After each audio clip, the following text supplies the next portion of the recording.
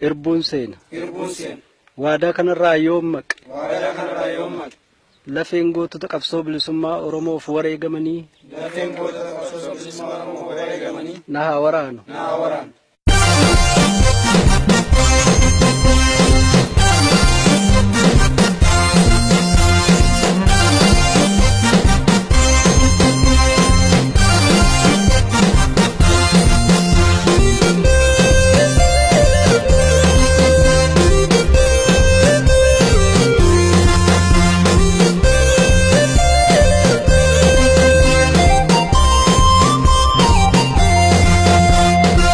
Kami kayoda bakenya galman genya jenne abso mana bane hangara dubatin debine imana gotawan nuflatan kuno hindagane imana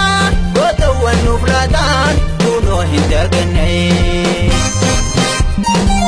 hey wobo ake kami kayo jalan kenya rabu galman digenya Oromian digel masheti nibilisoti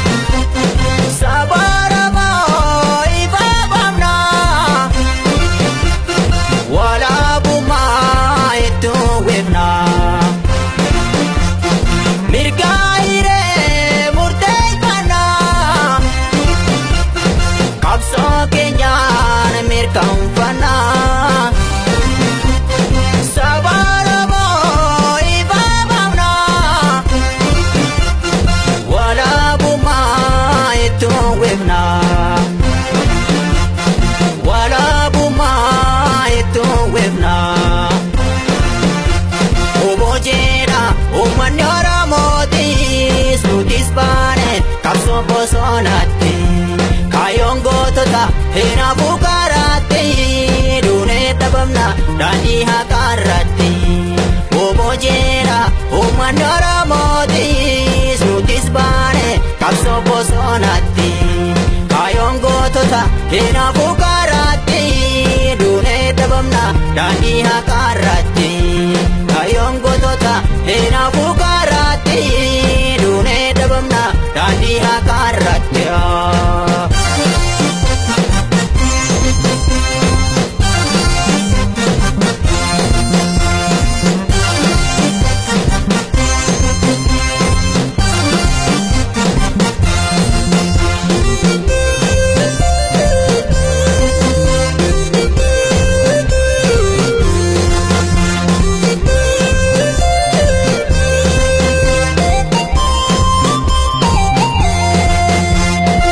Kapi kayoda bakenya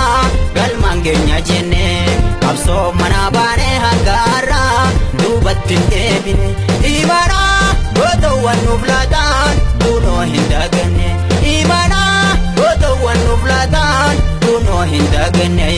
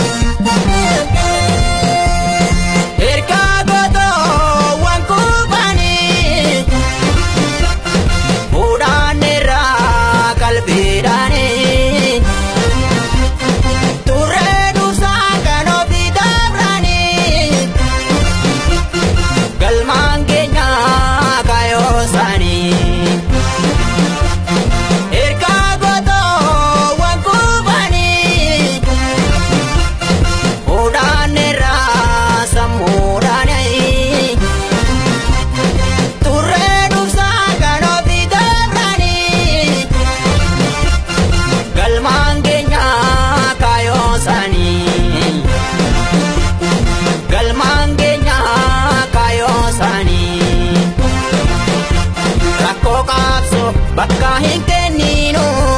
beelaaf deebu tasan jilbeeffannu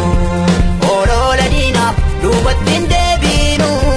ni falmaanna falmaa hin lakkifnu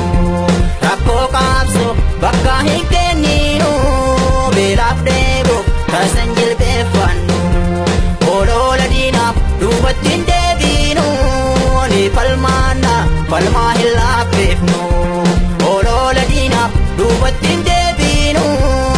falmaana falmaa